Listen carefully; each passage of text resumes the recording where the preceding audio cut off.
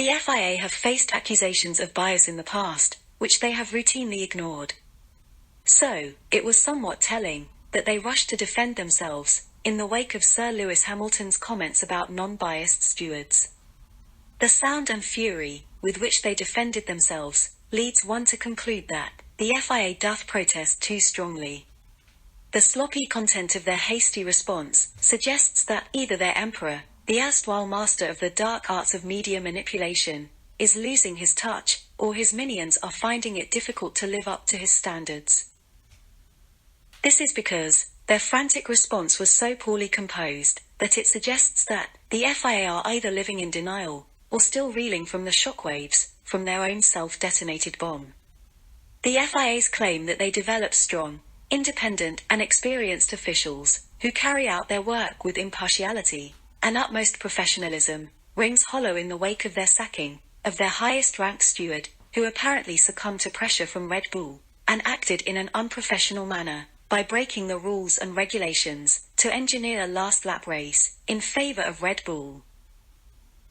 Under these circumstances, the FIA should have said nothing at all in response to Sir Lewis, or said something forward-looking and reassuring, rather than provide a backward-looking and exaggerated defense of a tarnished legacy, which smacks of denialism or delusion. The issue of conflicted stewards will continue to plague F1 until the FIA addresses the obvious flaws in its boys' club approach to stewarding, as demonstrated by a simple review of the stewards in Abu Dhabi. Masi was apparently removed for getting it wrong in the heat of the moment when he was suborned by Red Bull. However, there is the question of the competence or bias of the four-man steward panel that, in the cold light of day, upheld the decision that cost Masi his job. Will these stewards also be removed? Were they also the most talented products of the FIA's global stewarding pathway?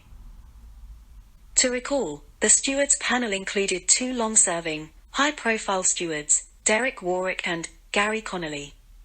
In an alarming demonstration of high tolerance levels for conflicts of interests, the FIA's biography of Derek Warwick, who has been serving as a steward for some 11 years, does not mention that he is a Honda dealer who sees Max Verstappen as the Great White Hope.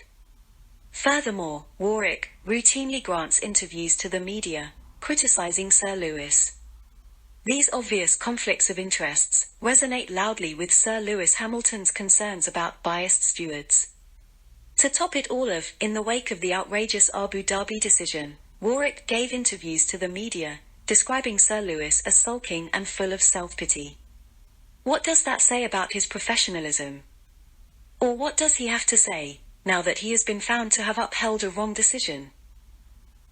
Gary Connolly, who has been serving as a steward for decades, also has possible conflicts of interests.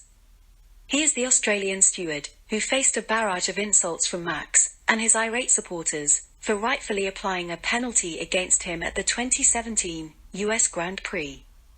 This is another obvious conflict of interest which resonates loudly with Gopher Brundle's concerns about Masi, when he turned from being Masi's staunchest defender to leading the call for his removal just before it was announced by the FIA. One of the reasons that Gopher gave at that time was that Masi's position was untenable because he may be inclined to be lenient towards Lewis Hamilton in the future.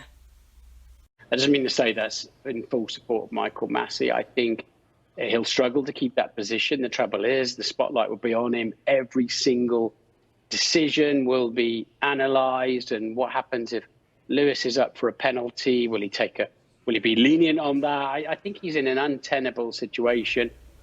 In that vein, it is therefore just as likely that the Australian, Gary Connolly, could have been inclined to rubber stamp his countryman, Masi's wrong decision, for fear of incurring the wrath of Max and his fans, or to be lenient to Max, because of his previous decision.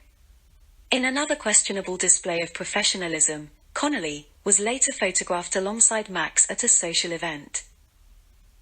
By their knee-jerk rebuttal of Sir Lewis Hamilton's concern about race steward bias, after he had suffered the greatest biased injustice in the history of F1, and in the face of corroborating evidence, the FIA missed a golden opportunity to open dialogue with Sir Lewis. One would have expected that a master of the dark arts would not have missed such an opportunity. It would appear that the FIA are so overwhelmed by the public backlash post-Abu Dhabi that they can no longer see the wood for the trees. Toto Wolff's failure to back Sir Lewis and openly contradict him speaks volumes about the man, and says everything about why we believe he was motivated to drop the appeal for his own selfish interests. Last but not least, it is of particular significance that in his comments, Sir Lewis also called for increased diversity and female participation. However, the FIA was completely silent on this issue, in their hastily constructed defense, which focused on replacing one white male with 3 white males. This silence makes the much-touted, Liberty Media-led, claims of championing increasing diversity and female participation in F1 seem hollow.